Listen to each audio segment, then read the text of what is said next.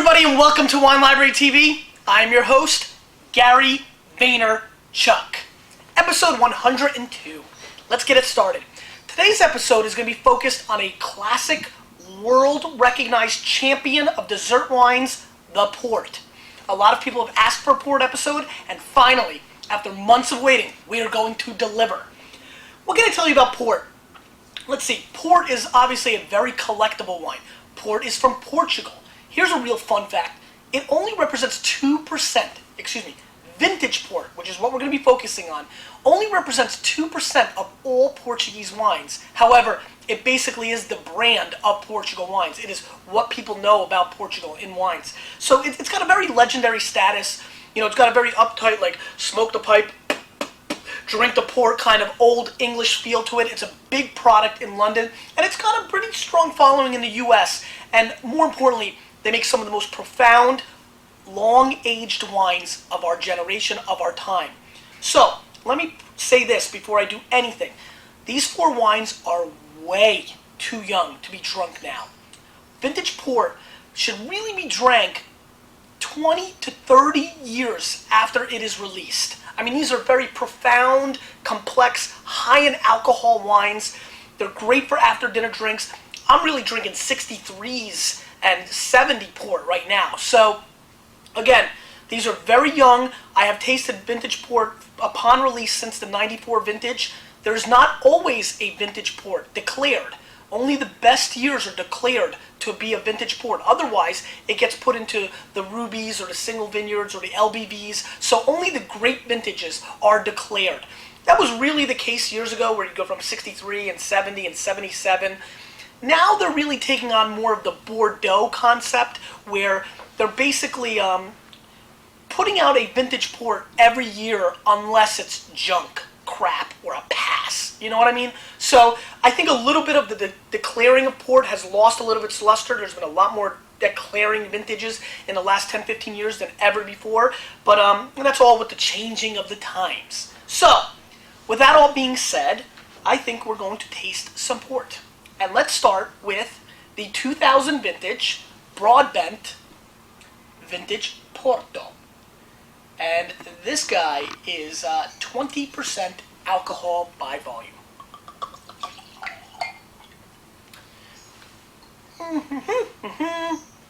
We have a very small glass today. We have a port glass. And I thought it'd be fun to have a port glass since we're doing a port episode, and that's what we're doing. So today my glass is small. And one thing you're going to always recognize with great vintage port is that huge, lush nose that, you know you're about to get into some. You know what I mean? It's one of those kind of feels. You know you're in for something. And so, after a great meal with some great wines, and your belly's all full, you always see the port pop out, and you know what? It's really to finish you off, to put you in the sack, to knock you out for the night. High in alcohol, but tons of flavor.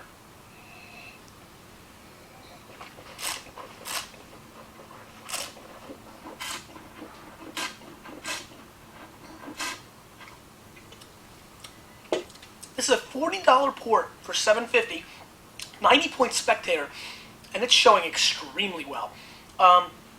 Obviously, tons of heat. I mean, I'm on fire.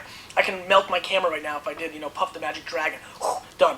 I mean, tons of alcohol coming through. It doesn't bother me. I mean, really, drinking a lot of young wines has developed my palate. You have to understand, I drink all young wines, and I always have, so my palate can kind of handle that. It really depends where your palate is to be able to handle the alcohol, the tannins. I mean, it's there. It's obvious, and for an everyday consumer, I would definitely point out you're going to get a lot of alcohol on the ports when they're young. That does blow away as it ages. But again, tons of cherry, tons of chocolate, great amount of chocolate. Let's segue real quick. Cheese. You notice I have some, and I've been looking at it, and I really want to eat it. This is the Roquefort from the south of France, sheep's milk, and this is like, Stilton and cheddar, but this is really, really my favorite cheese with port. It's got an extremely sharp taste. It's ridiculously delicious. Really sharp taste, and then you come right back with the port.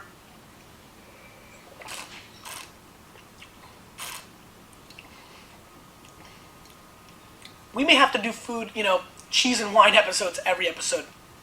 The sharpness and the enormous amounts of tannics that comes in there really offset some of the alcohol that the Broadbent has. And I'm really enjoying this wine. Port goes tremendous with chocolate. I know a lot of the lady fans out there are huge chocolate buffs. I'm telling you right now, it's one of the greatest combos in the world. This is a very nice port, and I'm going to score this wine 92 points. 2 points above the Spectator, because I really think it must have opened up in the last couple of years, and I'm enjoying it quite a bit. 2000 was an extremely good year. Let's move on. This is the 2000 Dow's Vintage Port, which is a very, very, very, very famous place, very famous winery. $30 for this half bottle, $60 for a full bottle. Very, very tremendous, sensational winery. 93 points, Wine Spectator. Again, obnoxious color. Let's see what the alcohol is. 20%. A little bit of a chalky cocoa nose, very mocha. I mean, this really smells like Starbucks inside, but no waiting in line. Let's get right into it.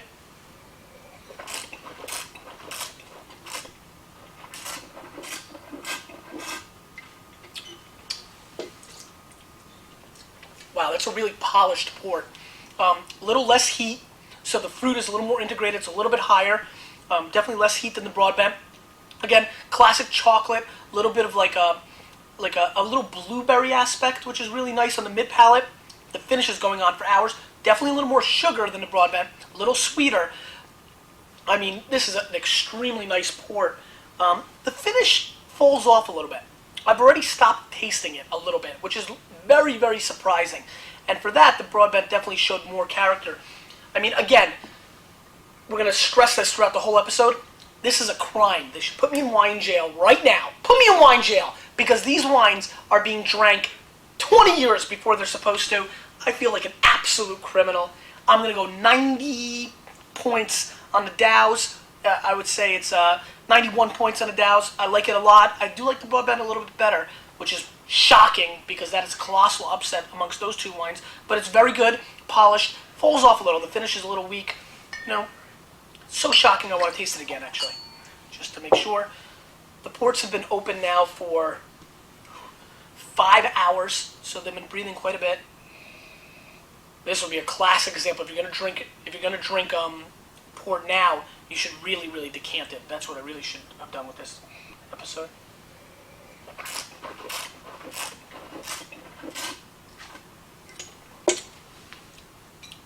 But I'm really looking for characteristics.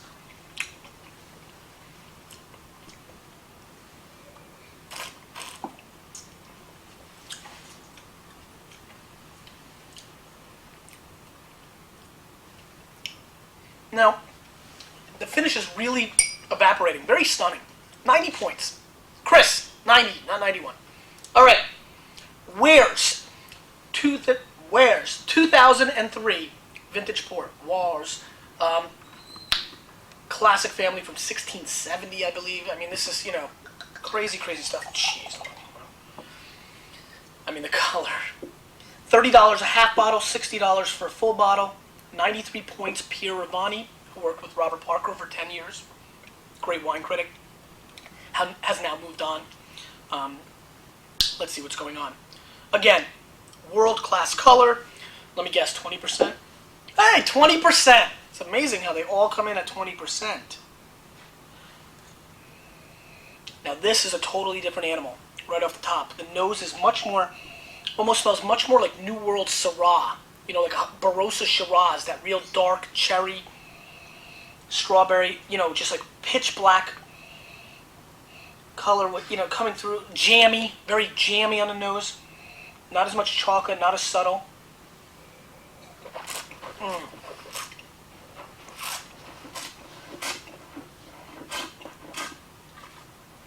It's a crime.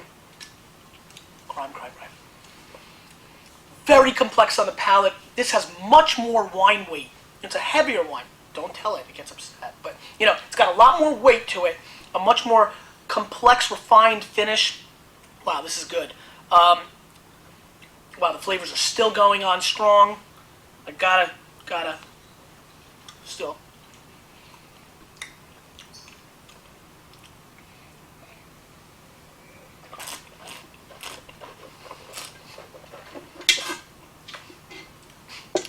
finished.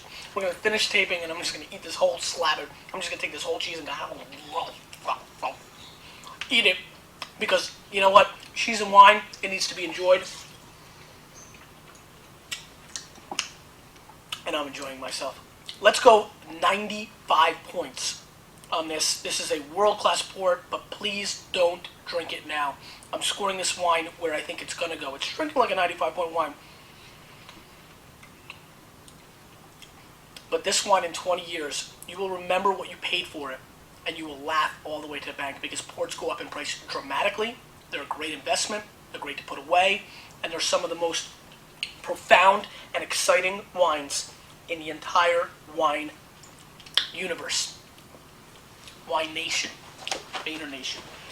Taylor, 2003 vintage port. Taylor Fladgate. 98 points. Peter Rabbani, who is a great wine critic. So that's a huge score from him. This color is redonkulous. $42 a half bottle. $80, $85 a full bottle. 98 points. Ridiculous color. Let's see what's going on. Again, similar to the Warre's, whatever you want to call it, port. It's got a big nose. This one has a little bit more hints of cherry, a little bit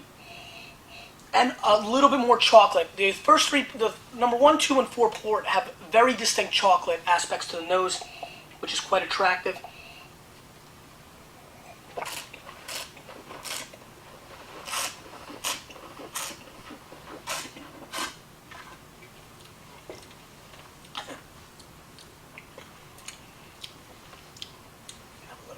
Cheese, because I love it.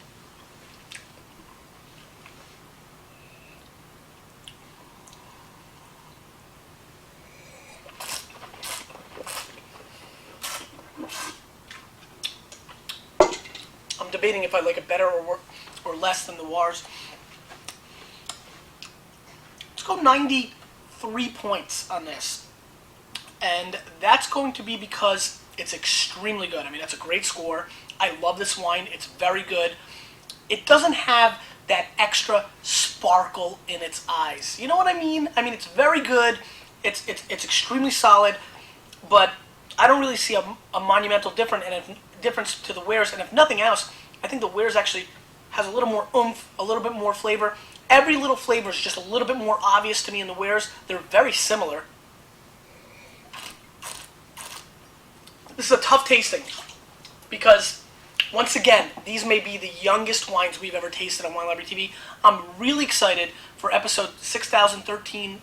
We're going to retaste these wines, and we'll see how they score then. But as of right now, the Warre's wins. I'll tell you what. I guess this prorates to what? $20 a half bottle? This is an absolute steal. You should seek out Broadbent. I know they're available in your local wine shops. So, let's get into the questions of the day, shall we? Jason R. says, question, should a person be wary when in a respectable wine shop and find something on the shelf, not climate controlled, and let's say it's a 98 or 99 Bordeaux. It has been laying down, but not exactly in the best conditions. Assuming the shop keeps it at a consistent room temperature, let's say 68 degrees, and having it sit there for 3 years or so, should you buy it? Should you be concerned? Jason, great question. I think this will find a lot of people well and really will answer some questions. Wine is tough, people. Can we get off this? Wine is not a wimp. Wine is like Hulk Hogan. Wine is like Rocky. Wine is tough. I'm going to tell you right now, I would be stunned if that wine had any issues. Unless the good old sun, and I'm a big fan of the sun, I'm sure you are as well, is pounding that wine every day and the store's got it right by the windowsill, then you've got an issue. But a 98 or 99 Bordeaux that's been sitting in a consistent 68 degrees, which is an all right temperature. Don't forget, 55 to 60 is if you want to age it forever. Americans don't have patience. You don't have patience. Come on. These wines are great at 68, no problem. Unless you see something funky with the foil or it's leaking, I would tell you I'm pretty sure it'll be all right. And that stinks for me because I just built this beautiful wine room to prove that we're better than everybody, blah, blah, blah. But here's the real answer. It should be okay. It really, really should. Once again, if it's a reputable shop, you take it home and it's bad, they should take it back. Tell them I said so. I'm sure they'll love that. All right. Denise M. says, nice way to spell Denise. Gary, I have a question for you. Okay, Denise. In your episodes, you comment on different fruitful smell from the wine. How long did it take you to actually smell these different fruits? I have really hard time smelling them. Brandon asks me, what do you smell? And honestly, I just smell wine. Thanks, Gary. Denise M. Denise M. Brandon M's wife. Do we have a combo, a power couple on the Wine Library TV forums? That's right, Denise. I'm going to help you answer your question. It took me a long time. I will tell you this quick story. I remember going to a restaurant at an Amarone tasting, and I remember going through the wines, and on the 5th or 6th Amarone I tasted, I actually grabbed the glass, I smelled it, and I smelled chocolate. And reading Robert Parker in Spectator, I knew that was a characteristic, but I really smelled it. I wasn't tricking myself to be cool. I really actually caught it. And you know what? That was one of the key moments in my wine career. It takes time. The best way I can put it is this. I don't have muscles, but if I did push-ups, let's say 500 push-ups, every day for the next 30, 40 weeks, I bet you this, I'd be huge on Wine Library TV. That's the same thing with your palate and your nose and your flavor profile. The more you taste, the more you smell, things will finally click. You know, it's just like exercise. You will get there, and you will surpass Brandon M, because most women have a much better palate than men. Maybe I'm just feminine, that's why I have such a good palate. All right, D. Wildman says, Gary, do you have a Nikolai Volkov action figure? He was my favorite villain. DW. Oh baby, Nikolai from my home country is absolutely on board. Nikolai, do you like Wine Library TV? He does. So here you go. I do have one. Let's move on. The professor and ... says, so now my question for you. How and why do you know what strawberry shortcake dolls smell like? Professor, solid question, buddy. Woo, how am I going to answer this? Here it is.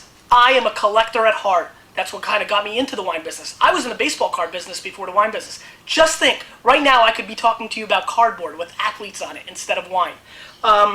I know because me and my buddies, Brandon and my brother AJ, we go out and we garage sale. It's like our favorite thing in the summer. We bond, you know, you get together at 4 o'clock in the morning. Eric Kastner joins us sometimes. He found a very rare Nintendo system once. You know, you get up at 4:30 in the morning and the moon winks at you. There's a bond between the people that are out there fighting, spending $0.25 and $1 for these rare things that we can sell on eBay. It's a fun little game we do. And obviously, that's how I find action figures and all these props. And more importantly, as you search eBay and you post, you find things like strawberry shortcake. Go to eBay and check out how much strawberry shortcake dolls are worth. And then you'll know why I know what they smell like, if you know what I mean.